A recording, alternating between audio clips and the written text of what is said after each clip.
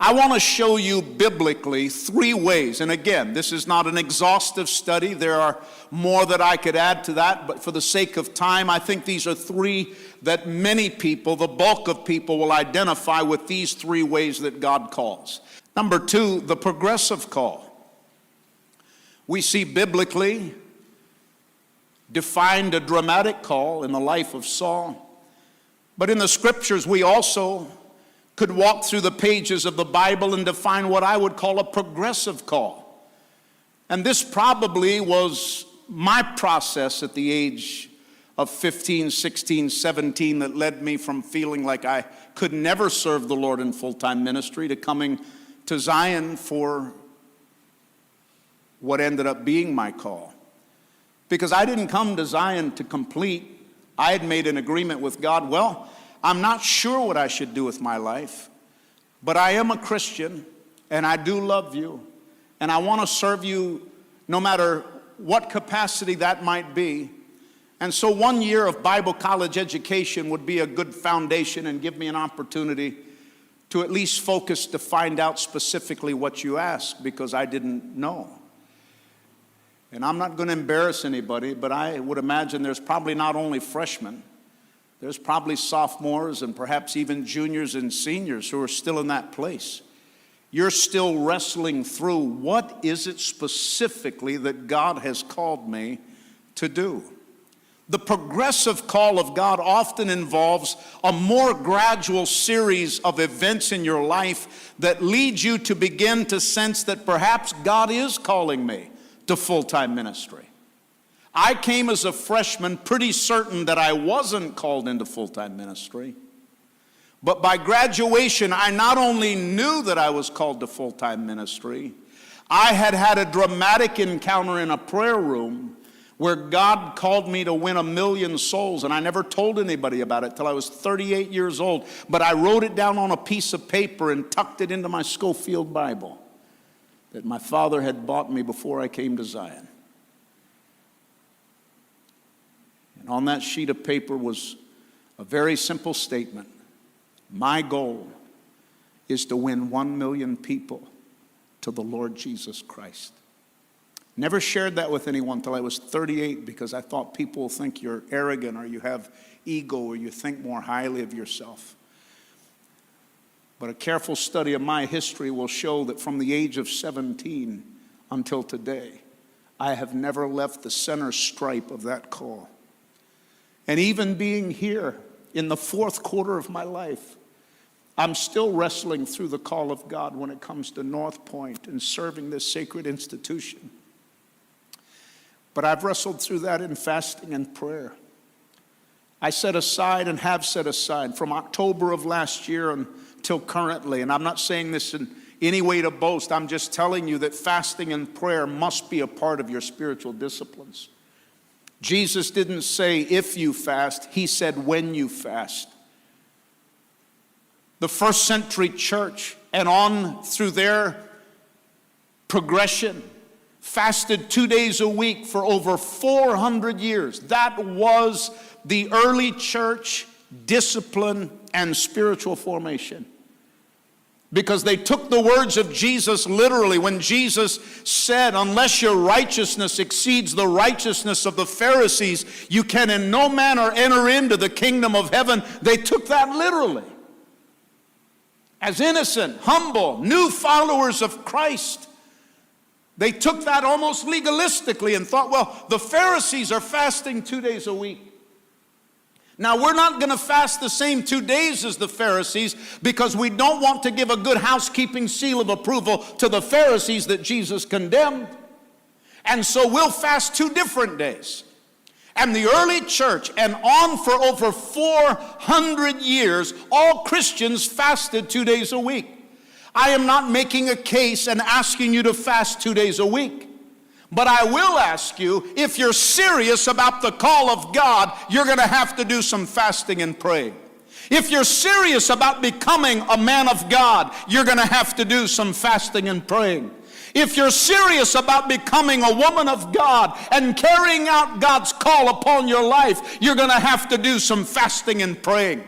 Fasting doesn't earn points with God. Fasting doesn't buy you privilege with God. Fasting is a crucifixion of your flesh where you in humility say, God, there is nothing on this earth and nothing in my fleshly appetite that is greater than wanting to know your will and your way and how to do it. And God speaks through fasting and prayer. And fasting accelerates the will of God. Did you catch that? Fasting accelerates what God is doing in your life. And I believe you could make a strong case that many of Christ's disciples did not fully understand their divine call in the infancy of Christ calling them. Their behavior was a clear indication that they didn't fully understand that divine call. But in raw faith, they accepted the challenge of Christ. But they certainly had no idea the historic impact that their lives would make, not only in the first century church, but continue to turn the world upside down in the 21st century.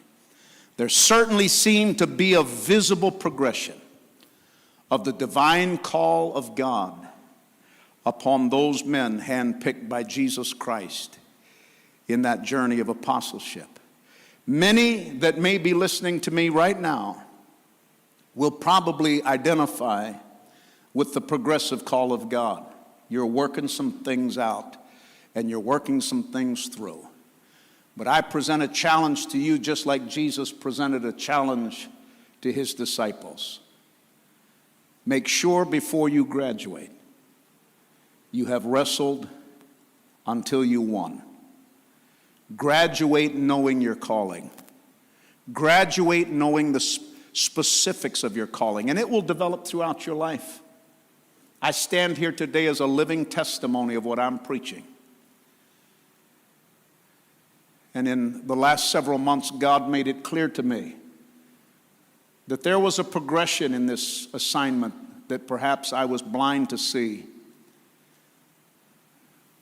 I'll never forget Dr. Crandall asking me to serve on the board of trustees when I was 34 years old.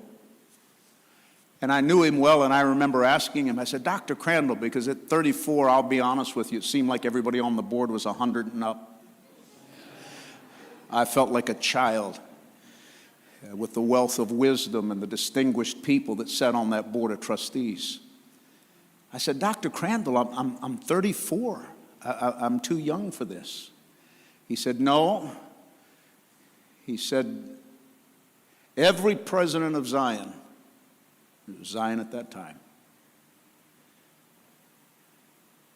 has made an effort to put the vision into the hands of a next generation, knowing that they'll not fumble the ball. I'm not asking you to serve on the board of trustees because of your wisdom. I'm asking you to serve on the board of trustees because I know you'll always be a voice for the original vision of this school. Little did I know those words would be prophetic. I remember asking him for advice, and he said, don't say anything for the first 5 years. Which probably should have been 10 to 20. But for 30 years, I served on our board of trustees. For a little over 2 years as chairman of the board. From October until late March as interim president. And the day that I walked in and the board had asked me to take this current position, I made a vow to the Lord that I'll never say it again, but I've already said it. If you were paying attention, you know exactly how I felt. But what has kept me in this assignment over the last several months is the knowledge that God never calls anybody to fail. And you're a unique chapter in the history of North Point because you're going to walk through this with me. We're going to walk through this together.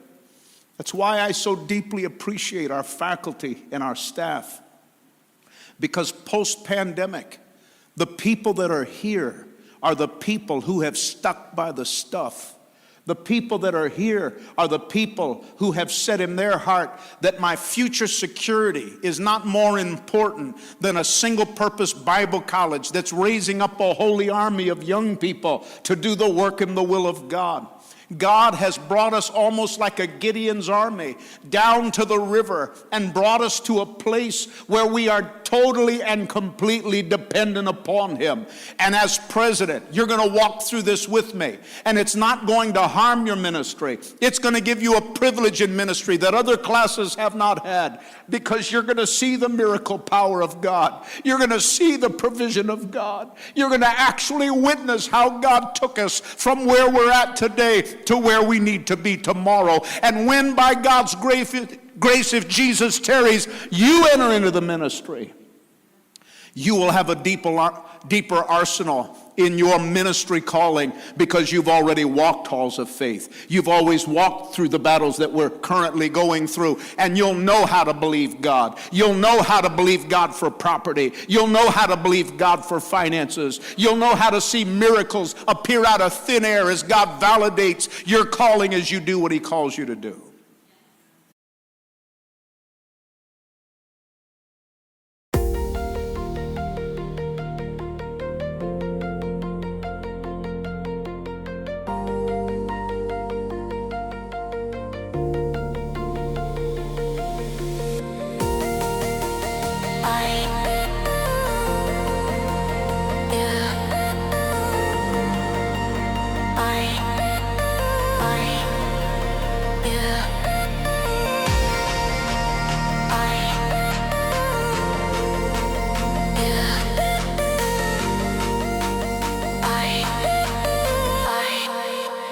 Yeah.